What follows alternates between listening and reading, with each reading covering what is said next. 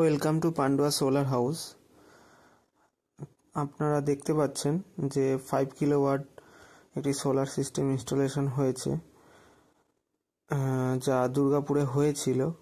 Video দিয়েছি, ইউটিউবে আছে, আপনারা দেখবেন।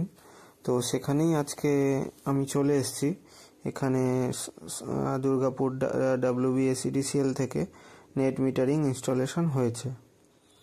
ফার্স্ট এটা হচ্ছে জেনারেশন মিটার, 27 এক্সপোর্ট করে দিয়েছে একদিনেই। আর ইম্পোর্ট কত করেছে সেটা এখনই দেখাবে।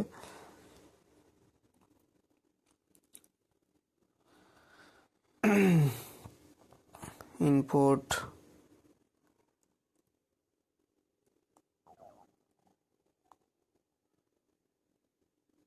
ইম্পোর্ট 32 হয়েছে, মানে বেশি পুড়িয়েছেন উনি, এক্সপোর্ট কম হয়েছে।